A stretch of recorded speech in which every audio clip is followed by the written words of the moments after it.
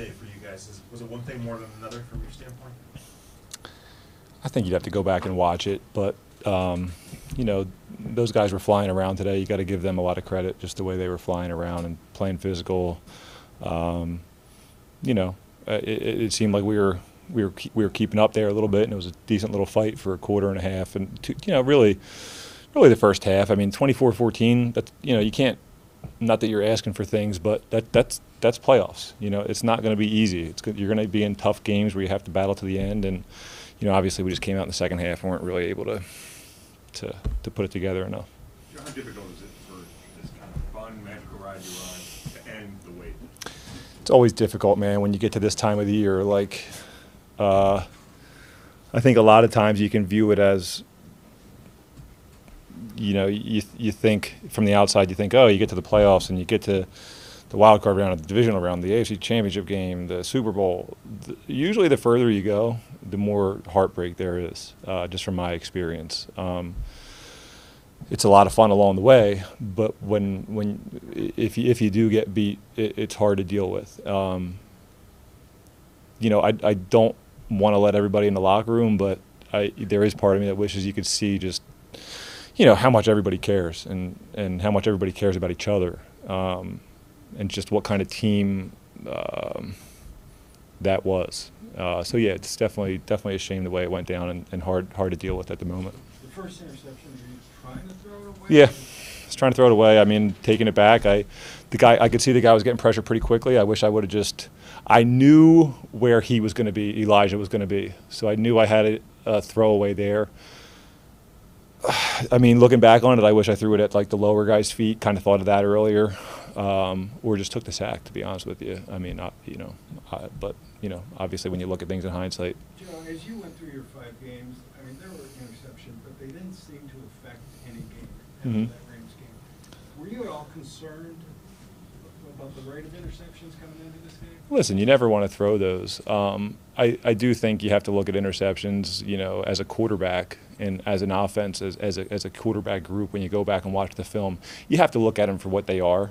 You know, are they bad decisions? Are they bad throws? Are they just, you know, a happening because it was just something wild happened?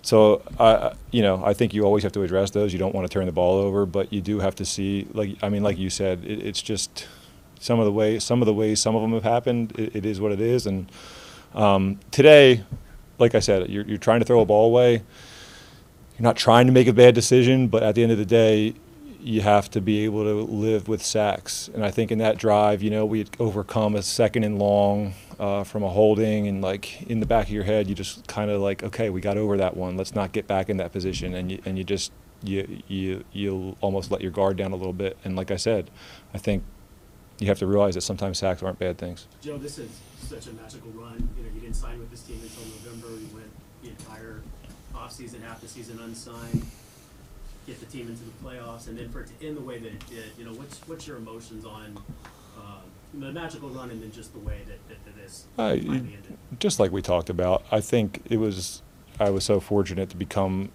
a part of this team. It's a special group, and I know a lot of people can say that, but it really is. So to be given a chance to do this with those guys, you know, I'm super grateful for it. Listen, this is why we love football. This is why we love NFL playoffs. It's 14 really good football teams, and it's one game. And, you know, unfortunately for us, but just fortunately in just the general sense of everything, there's always a winner and a loser. And today, like I said, unfortunately for us, we were the loser. But that's what we love about this game. There's going to be a winner, there's going to be a loser. And, you know, you have to learn how to deal with it when you're not the guy. And, you know, like I said, everybody's, you know, it was a close group, so you can imagine how they're taking it. But, you know, they're going to hold their heads high because I know who they are. Joe, just collectively, the two pick sixes back-to-back, even though you were trying to throw the first one away, you know, just how much of a backbreaker were those? Well, yeah, obviously. I mean, I don't think there's really much that needs to be said about it. I mean, when you're driving down and you're trying to get back to a 1-score game, and then all of a sudden it's a 3-score game or whatever it ends up being. I mean, the second one's on 4th down. I mean, maybe you can, I thought I'd be able to jam one in there, and, that's just a calculated risk at that point. I mean, the first one is the one that, like I said, I was talking about. And that, I'm sorry, the fact it looked like a patient drive was in progress, 3 first downs, and then that was a first down play. Right. Were you thinking shot play there? Or? Yeah, we were taking a shot. We were throwing a shot to Elijah. We were running him on a little pump route up the sideline. So. Joe, building off Jake's question, just can you discuss a little bit about the pride that you took in taking Cleveland on this ride and how the city embraced you? Well, it's disappointing the way it ends. I mean, I think when the city embraces you and the team the way they have, you definitely want to, you want to do big things, mostly for your teammates, because those guys, like I said, have been incredible. But it's hard not to feel the way the city rallied around the group of guys in that locker room.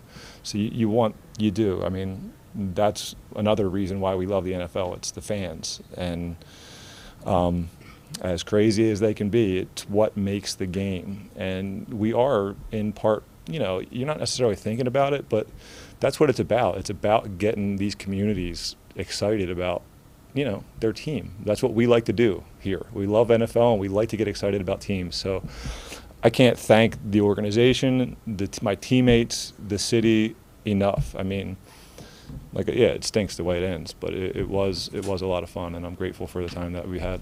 Joe, do you feel like, if given the opportunity, that you'd like to be back with the Browns and kind of keep this thing going a little bit to make this something? Listen, I love it here, and we're dealing with so much right now, just going through the emotions of this game, and being so excited to be in this position and now to come up empty. So I think that's where my head is just kind of, trying to soak it all in and let this digest a little bit.